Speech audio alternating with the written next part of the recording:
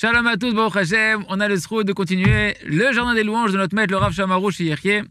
Et donc, on va voir le troisième exemple de la Torah sur la sortie d'Égypte, comment il faisait que se plaindre à l'époque de la sortie d'Égypte. On s'était arrêté sur le deuxième exemple lorsque les Bnei Israël est arrivé devant la mer Rouge. Et rappelez-vous les mots qu'ils avaient dit. Ils avaient dit, c'était mieux pour nous de rester, servir l'Égypte, de travailler en Égypte, d'être des esclaves en Égypte. Et ça, véritablement, ce point-là, c'est cette dimension qu'il y a dans l'homme, où l'homme, il voit pas, il n'a pas conscience dans quelle obscurité il est, dans quel mensonge il vit. Et il est prêt à accepter une vie d'esclavage. Tout ça parce qu'il ne veut pas voir la vérité. S'ils avaient un regard de vérité, un peu de sincérité en eux, ils auraient dû décider. C'est le contraire qui est vrai.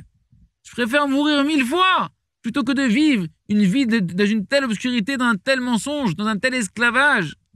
Et à plus forte raison, s'ils avaient eu un petit peu la qualité de la reconnaissance, un tout petit peu de reconnaissance, ils auraient dû comprendre qu'il valait mieux mourir 1000 fois plutôt que de renier et d'être ingrat envers toutes les bontés que Moshe Rabbeinu, il leur avait fait jusqu'à présent. Et si on regarde comme ça la profondeur des choses qu'on est en train de voir, Ken, et qu'on met ici maintenant un regard de vérité, avec un minimum de reconnaissance, alors ils auraient dû comprendre que Moshe leur a fait tellement que du bien jusqu'à présent. Et qu'en fait, ce problème-là qu'il est en train de survenir maintenant de la mer qui s'ouvre pas, c'est pas de la faute de Moshe. C'est une épreuve qu'Akadosh Baruch Hu a organisée pour eux. C'est pas de la faute de Moshe. Moshe est tellement bon avec eux. Et donc, ils auraient dû garder leur reconnaissance envers Moshe et pas renier les bienfaits de Moshe. Ça, c'était le deuxième exemple qu'on avait vu dans le cours précédent. On commence le troisième exemple. Après, maintenant, juste après, regardez comment les événements s'enchaînent. On est juste après la traversée de la mer Rouge, miracle extraordinaire qui s'est passé, la mer qui s'est ouverte en 12, etc., avec tous les miracles qui avaient dans la mer Rouge. Et voilà que le peuple se retrouve dans une situation où durant quelques jours, ils ne trouvent pas d'eau. Ils n'ont plus de quoi boire. Jusqu'à ce qu'ils sont arrivés à l'endroit qu'on appelle Mara, l'amertume, où ils ont trouvé là-bas de l'eau. Mais l'eau, elle était amère. Et ils n'avaient pas de quoi boire. Et donc, c'est marqué là-bas, encore une fois, dans le Sefer Shemot, chapitre 15. Vaïlono Ha'am al Moshe. Ils se sont plaints encore, le peuple, auprès de Moshe. Ils ont dit, qu'est-ce qu'on va boire, Moshe, maintenant? Il n'y a rien à boire, Moshe. T'as rien à nous donner à boire. Ah, quelle ingratitude. Ils auraient dû dire à Moshe Rabbeinu, Moshe, merci beaucoup pour ce que tu as fait avec nous jusqu'à présent. Je t'en prie, prie pour nous, Moshe, qu'on puisse avoir de l'eau, s'il te plaît, Moshe Rabbeinu. Mais ils n'ont pas parlé comme ça. Pourquoi ils se sont plaints comme ça, Moshe Rabbeinu? Parce qu'en réalité, ils n'avaient pas envie de sortir de leur galoute. Ils n'avaient pas envie de sortir de leur exil.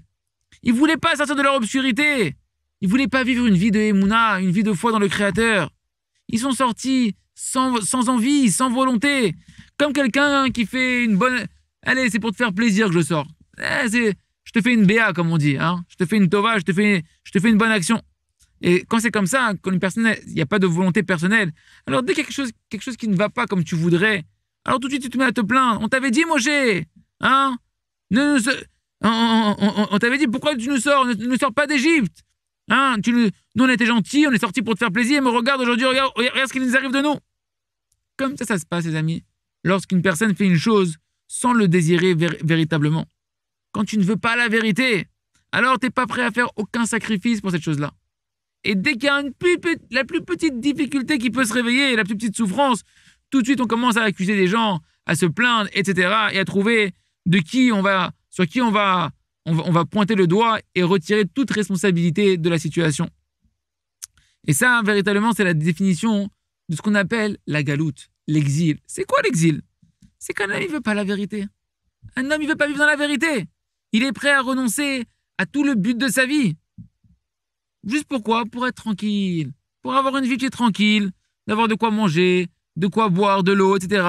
Et il pense que si maintenant on lui donne tous les plaisirs qu'il veut et toute la tranquillité qu'il veut, c'est ça la liberté. C'est ça le bonheur de la vie. C'est ça la délivrance. Mais c'est pas ça la réalité, les amis. La véritable délivrance, c'est lorsqu'un homme, il veut remplir sa mission pour laquelle il a été créé, qui veut atteindre le but pour lequel il a été créé sur Terre. Il se trouve donc qu'en réalité, l'exil, c'est de vivre une vie sans but. J'ai pas de but dans ma vie. Tandis que la liberté, c'est de vivre une vie attachée au but pour lequel tu as été créé. On voit avoir maintenant encore un quatrième exemple. Après que Moshe, Baruch Hashem, il a adouci les eaux, ils ont pu avoir de quoi boire. Encore, combien ils doivent se souvenir de la reconnaissance qu'ils doivent avoir vers Moshe à Kadosh Baruch Hu. Ils arrivent dans le désert de Sin. Et là-bas, de nouveau, ils se sont encore plaints, comme c'est marqué dans le Sefer Shemot, chapitre numéro 16. Et tout le peuple, l'assemblée d'Israël, se sont plaints contre Moshe et Aaron dans le désert en leur disant « Il valait mieux nous laisser mourir de la main d'Hachem en Égypte, où là-bas on avait des chaudrons de viande, on aurait pu là-bas manger du pain à satiété, plutôt que de nous amener dans un désert, où là-bas vous allez faire mourir toute une grande assemblée dans la famine. » Fin de citation de la Torah. De nouveau, on voit. Quelle ingratitude! Quoi? Juste parce que vous voulez remplir votre ventre avec de la viande, alors vous êtes prêt à renoncer à toute la délivrance, à toute la Géoula. Et Béhémet, comme on l'a vu dans la Mishnah, c'est quoi la véritable Géoula? C'est quoi la véritable délivrance? C'est ce qui est marqué dans la Mishnah. Tu vivras une vie où tu mangeras du pain avec mesure, avec un peu de sel, et tu buvras de l'eau avec modération. Tu dormiras sur la terre. C'est les paroles de la Mishnah dans Pirkei Avot, que c'est ça la véritable vie de la liberté. C'est seulement ça la véritable vérité, la véritable liberté. Lorsqu'un homme, il tire sa vitalité et son plaisir du but pour lequel il a été créé. De connaître Akadosh Baruch Hu. C'est seulement celui-là qui est véritablement libre dans sa vie, qu'il est dispensé de s'occuper constamment des besoins de son corps, des plaisirs matériels et physiques constamment, d'être constamment en train de chercher à rassasier son ventre, des plaisirs matériels, physiques, des mensonges et des futilités de ce monde-là. En réalité, il est en captivité. Tu te rends pas compte que t'es l'esclave et t'es prisonnier de ton corps. Un corps qui, au final, va disparaître avec des plaisirs qui vont s'estomper. Et il n'y a pas de plus grand exil et esclavage que cela.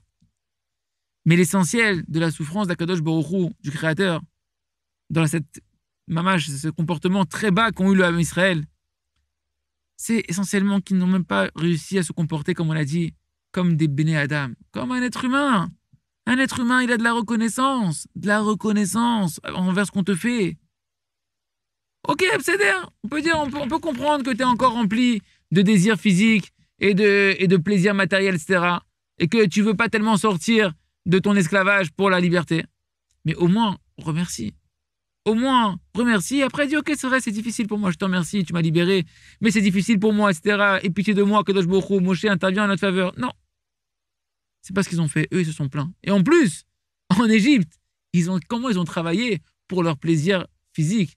Ils ont travaillé, mamash, un esclavage.